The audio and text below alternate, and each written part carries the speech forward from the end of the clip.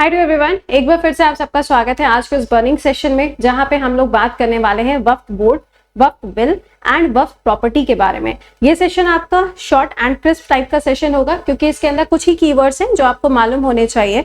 And काफी पहले का यहाँ पे वक्फ से जुड़ा हुआ जो कानून बना हुआ था उसके अंदर कुछ चेंजेस किए जा रहे हैं, यानी कि उसके लिए अमेंडमेंट बिल जो है उसको इंट्रोड्यूस किया गया।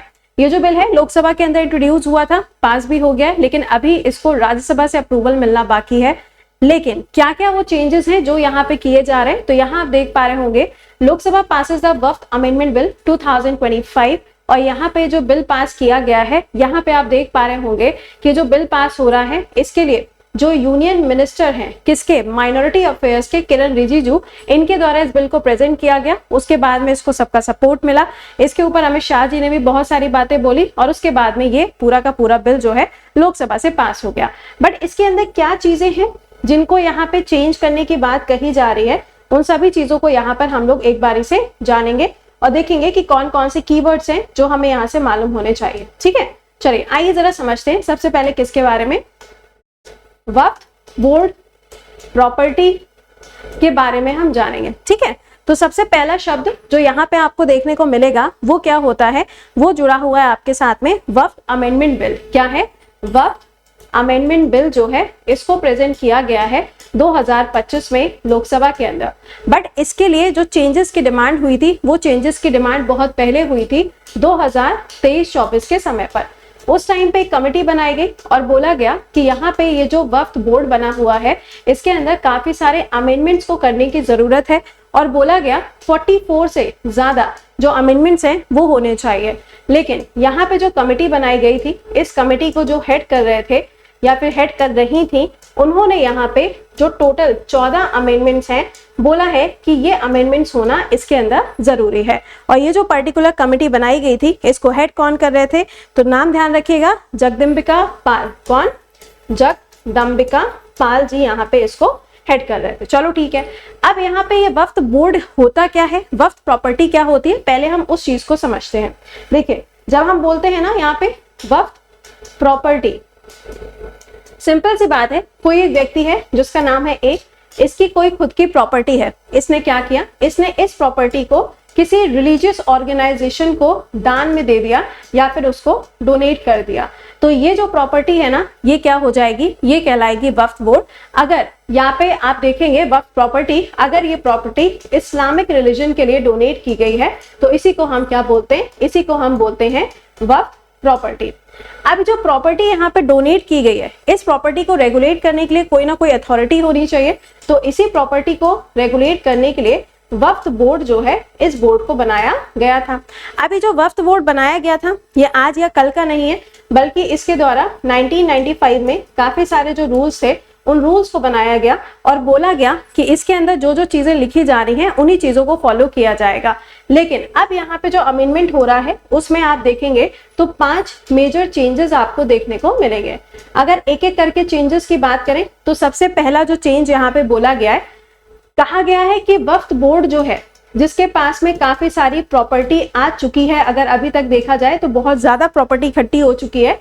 अब यहाँ पे जो प्रॉपर्टी इकट्ठी हुई है, इस प्रॉपर्टी के ऊपर आप देखेंगे तो पहले क्या होता था, पहले कोई पेपर वर्क नहीं होता था, कोई रजिस्ट्रेशन नहीं होता था, प्रॉपर्टी किसने डोनेट की है इसका कोई भी पेपर वर्क की जरूरत नहीं थी।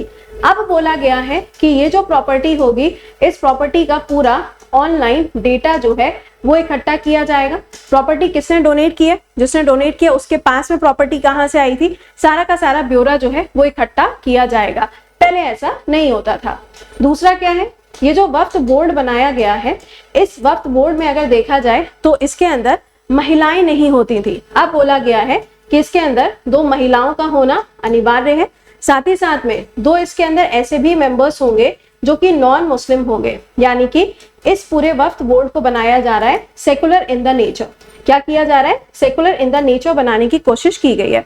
तीसरा पॉइंट जो यहाँ पे चेंज करने की बात कही गई है वो ये है कि जो वक्फ बोर्ड होता है ना, ये एक लीगल बॉडी है। ध्यान रखिएगा, वक्फ बोर्ड एक लीगल बॉडी है और हर स्टेट में अगर आप देखो या टोटल अगर आप इंडिया में देखेंगे तो आपको 30 वक्फ बोर्ड आपको देखने को मिलते हैं। तो लगभग हर एक स्टेट के अंदर, हर एक जगह पर आपको वक्फ बोर्ड जो है वो देखने को मिलता है, ठीक है। लेकिन इसका जो सेक्शन नंबर 40 है वो काफी ज्यादा पावरफुल सेक्शन है। यहाँ पे जो आपका इसका सेक्शन नंबर 40 है, किसका, वक्फ बोर्ड जो है ना, इसका सेक्शन नंबर 40 काफी ज्यादा पावरफुल है, क्योंकि ये कहता है कि जो भी प्रॉपर्टी इकट्ठी हुई है उसे आप चैलेंज नहीं कर सकते।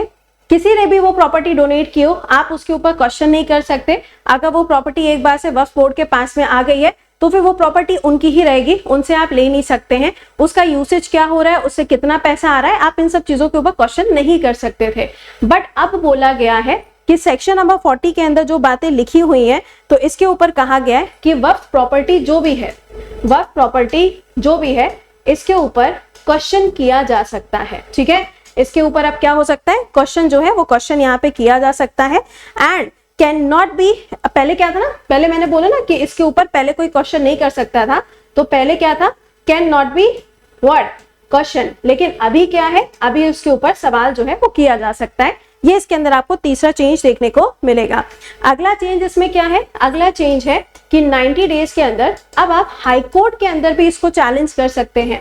जो भी डिसीजन आएगा वक्फ बोर्ड का, उसके डिसीजन को भी आप अब चैलेंज कर सकते हो। कितने दिनों में, 90 डेज के अंदर। कहाँ, हाई कोर्ट में, पहले नहीं कर सकते थे, अब यहाँ पे किया जा सकता है। और एक आखिरी जो चेंज आपको देखने को मिलेगा वो ये है कि कोई भी ऐसा व्यक्ति जिसका रिलीजन कोई भी क्यों ना हो, एनी रिलीजन, लेकिन पिछले 5 सालों में अगर उसने अपना रिलीजन कन्वर्ट किया है और इस्लाम रिलीजन को अगर अपनाया है पिछले 5 सालों में, और उसने अपनी प्रॉपर्टी का जितना भी हिस्सा वक्फ बोर्ड को दिया है ना, वक्फ बोर्ड को दिया है, पहली चीज तो उसका पूरा का पूरा डेटा चाहिए होगा। एंड अगर कोई भी इंसान ऐसा है जो अभी यहाँ पे जल्दी में कन्वर्ट हुआ है, अब वो अपनी प्रॉपर्टी डोनेट नहीं कर सकता। अगर कोई कर चुका है तो उसका तो ऑनलाइन डेटा इकट्ठा होना ही होना है। बट यहाँ पे अगर नया नया किसी ने अपना रिलीजन कन्वर्ट किया है तो यहाँ पर ये ध्यान रखिएगा, अब वो अपनी प्रॉपर्टी को डोनेट नहीं कर सकता। क्योंकि एक बार अगर प्रॉपर्टी वक्फ बोर्ड के पास में आ जाती है, या फिर अगर वो वक्फ प्रॉपर्टी कह दी गई, तो फिर उस प्रॉपर्टी के ऊपर किसी और का हक नहीं होगा, वो फिर सिर्फ और सिर्फ उसी बोर्ड का हक होगा। बट अभी ये सिर्फ और सिर्फ लोकसभा से पास हुआ है, अभी यहाँ पे राज्यसभा के अंदर कार्रवाई चल रही है। राज्यसभा की जो डिबेट होगी उसके बाद में जब ये कंप्लीटली यहाँ से पास हो जाएगा, राष्ट्रपति के सिग्नेचर होंगे, प्रेसिडेंट एसेट मिलने के बाद में अंडर आर्टिकल नंबर 111, उसके बाद में ये कानून बनेगा और तब जाके ये कहलाएगा वक्फ अमेंडमेंट बिल तो है, फिर ये एक्ट बन जाएगा 2025। ऑलराइट, तो ये था पूरा आर्टिकल जो मैंने आपके साथ में डिस्कस किया।